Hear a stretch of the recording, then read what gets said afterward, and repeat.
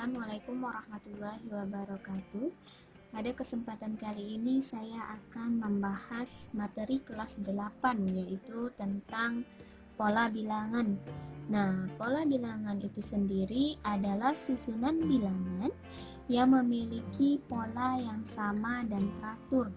Nah, pada pola bilangan terdapat istilah-istilah pola bilangan, yaitu U. Nah, U ini adalah suku. Kemudian nanti kita jumpai juga UN. UN adalah suku ke N. Nah, misalnya U100. Nah, U100 itu adalah suku ke 100. U50. U50 adalah suku ke 50. Nah, untuk menentukan suku suatu pola bilangan ada dua cara. Nah, menentukan suku suatu pola bilangan.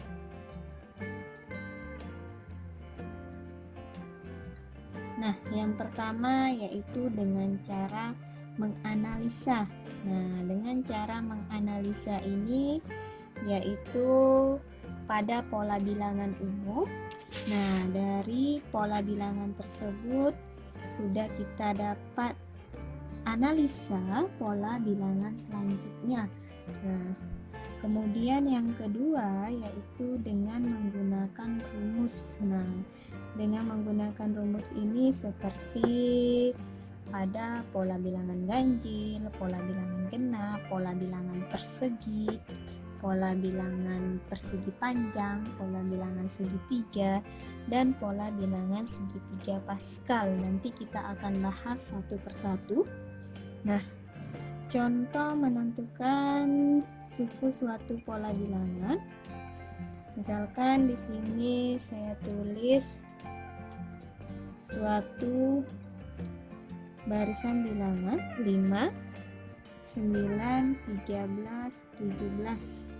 Nah, jika pada soal ditanya dua suku berikutnya pada pola barisan bilangan berikut, nah dari sini kita dapat menganalisa pola pertama ke pola selanjutnya. Kemudian, nah 5 ke 9. 5 ke 9 ini yaitu polanya ditambah 4. Nah, kita lihat suku selanjutnya. Suku selanjutnya apakah polanya ditambah 4 atau tidak. Nah, 9 ke 14, 9 ke 13. 9 ke 13 sama, polanya ditambah 4. Kemudian 13 ke 17 polanya juga ditambah 4. Nah, berarti untuk suku selanjutnya polanya ditambah 4. Jadi 17 tambah 4 21. 21 tambah 4 25.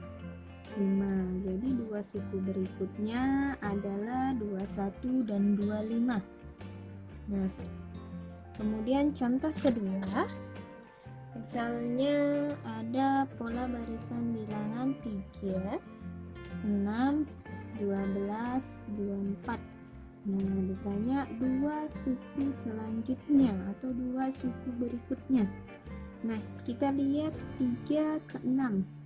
3 ke 6 ini bisa ditambah 3. Tapi apakah 6 ke 12 ditambah 3? Tidak, 6 ke 12 itu ditambah 6. Berarti polanya tidak ditambah 3. Nah, untuk menganalisanya kita tidak harus semuanya dijumlahkan.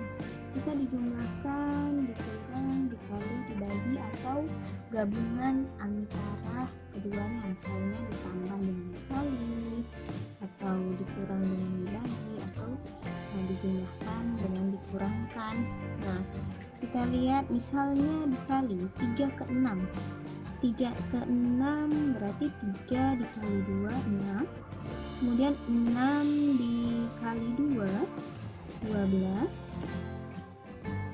Suku selanjutnya 12 kali 2, 24. Nah, maka pola selanjutnya adalah dikali 2. 24 kali 2, 48.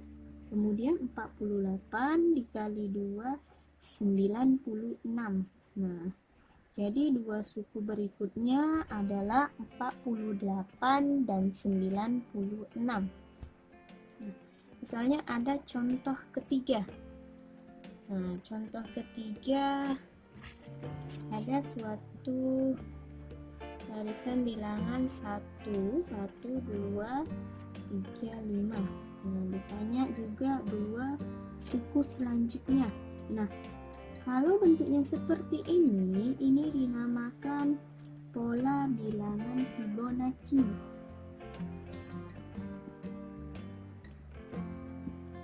Nah, pola bilangan Fibonacci yaitu pola bilangan yang melihat dua suku sebelumnya. Nah, dua suku sebelumnya dijumlahkan. Lihat ini, suku pertama dan suku kedua. Suku pertama dan suku kedua dijumlahkan jadi hasilnya suku ketiga. Nah, 1 tambah 1, 2. Begitu juga selanjutnya. Suku kedua dan suku ketiga dijumlahkan, hasilnya suku keempat. 1 tambah 2 hasilnya 3. Kemudian begitu juga dengan suku selanjutnya, 2 tambah 3 hasilnya 5. Jadi untuk suku selanjutnya 3 tambah 5 8 dan 5 tambah 8 13. Jadi suku berikutnya adalah 8 dan 13. Nah, ini contoh-contoh pola bilangan umum yang kita dapat menentukan sukunya dengan menganalisa. Nah, kemudian untuk menggunakan rumus kita dapat yaitu yang pertama. Nah, untuk menentukan suku suatu pola bilangan menggunakan rumus, yaitu yang pertama dengan pola bilangan ganjil. Nah, seperti kita ketahui, bilangan ganjil terdiri dari angka 1, 3, 5, 7, dan seterusnya. Nah, bagaimana jika ditanya suku ke-100 dari bilangan ganjil? Suku ke-200 dari bilangan ganjil. Nah, jika ditanya seperti itu, maka kita bisa menggunakan rumus, yaitu rumusnya 2n dikurang 1. Nah, contoh misalnya ditanya suku ke-15 dari bilangan ganjil, dari pola bilangan ganjil. Nah, berarti n-nya kita ganti dengan 15. 2 kali 15 kurang 1.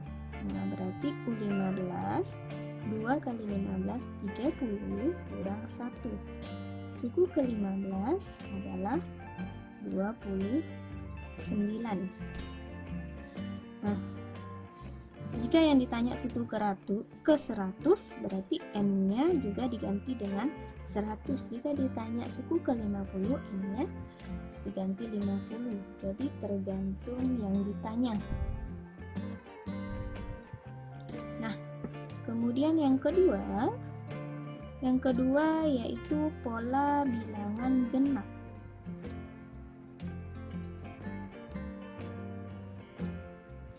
Nah, pola bilangan genap seperti kita ketahui, angka bilangan genap yaitu dimulai dari 2, 4, 6, 8, dan seterusnya. Nah, untuk mencari pola bilangan genap bisa kita gunakan dengan rumus 2 dikali n. Nah, misalnya yang ditanya suku ke-50 pada pola bilangan genap, berarti 2 dikali n-nya diganti 50. Nah, suku ke-50 adalah 100. Nah, sangat mudah kan? Kemudian yang ketiga ada pola bilangan persegi.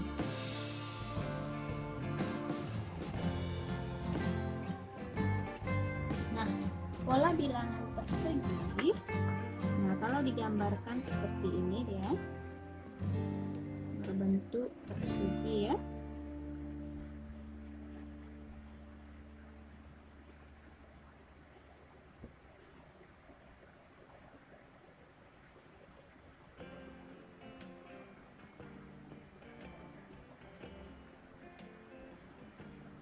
Nah, jika digambarkan seperti ini, berarti ini 1, suku pertama 1, suku kedua 4, suku ketiga 9, dan seterusnya. Nah, untuk menentukan pola bilangan persegi, yaitu menggunakan rumus n kuadrat. Nah, dikuadratkan. Contoh, misalnya yang ditanya suku ke 20. Nah, misalnya yang ditanya suku ke 20. Berarti U20 sama dengan N-nya ganti 20, 20 kuadrat. Nah, suku ke 20 sama dengan 20 kuadrat, artinya 20 kali 20, yaitu 400. Nah, kemudian yang keempat ada pola bilangan persegi panjang.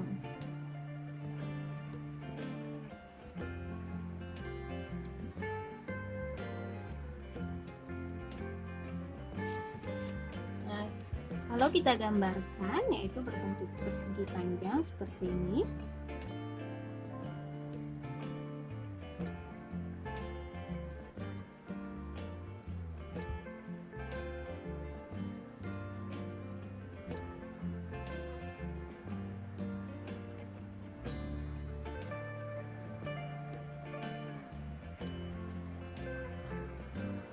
Suku pertama yaitu 2, suku kedua 6, suku ketiga 12, dan seterusnya. Nah, untuk mencari pola persegi panjang, yaitu rumusnya N dikali N tambah 1. Misalnya ditanya suku ke 10 atau suku ke-14 juga boleh. Suku ke-14, nah berarti N-nya diganti 14, berarti 14 tambah 1, berarti suku ke-14 sama dengan 14 kali 15. Nah, suku ke-14 adalah 14 kali 15, 210. Kemudian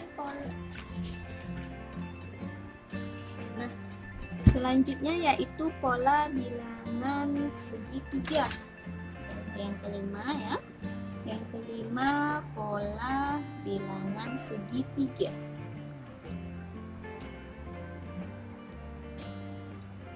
Nah, jika kita gambarkan seperti ini,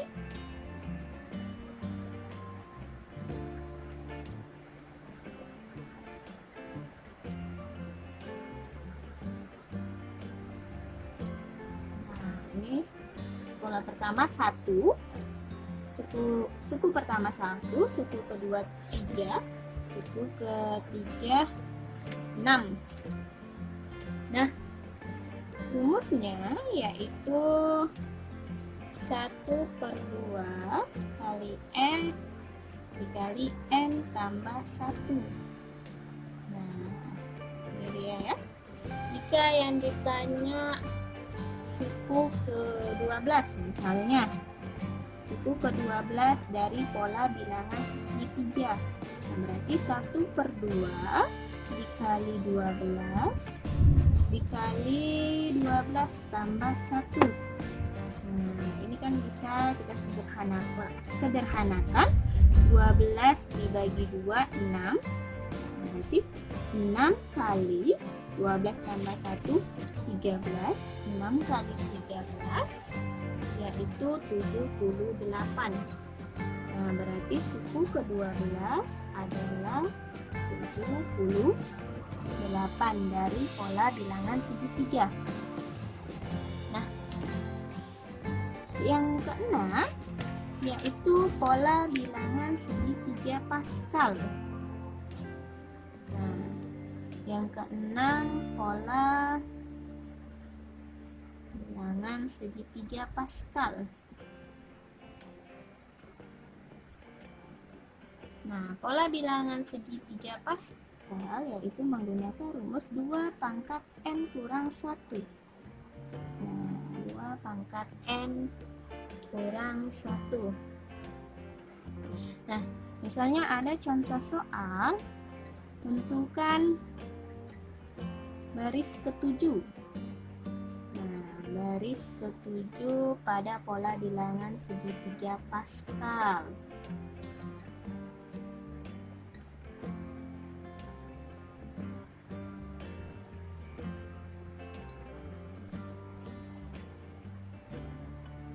Kemudian disuruh tentukan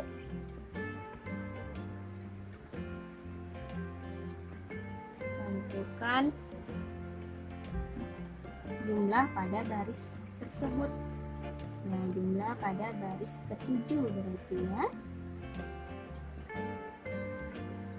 Nah, jika digambarkan pola bilangan segitiga Pascal, nah kita mulai dari 1.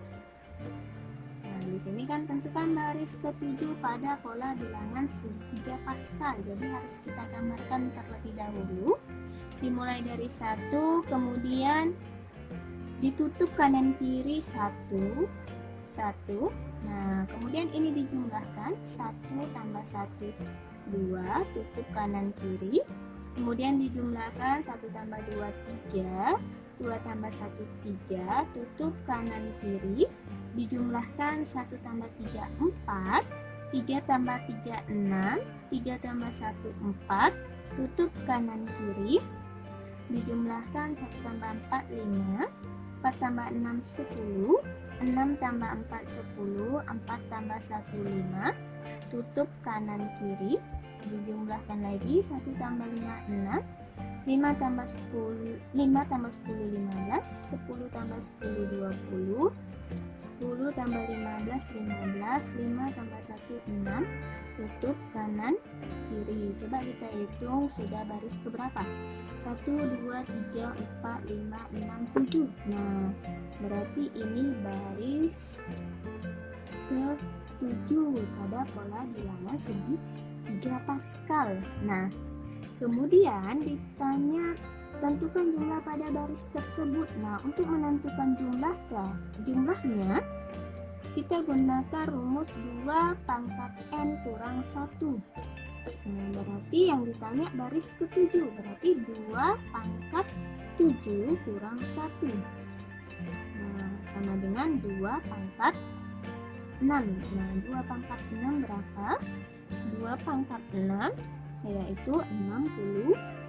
Nah, ini dia hasilnya. Nah, demikian penjelasan saya tentang pola bilangan. Semoga bermanfaat buat adik-adik yang sedang belajar di rumah. Jangan lupa terus menonton video saya. Assalamualaikum warahmatullahi wabarakatuh.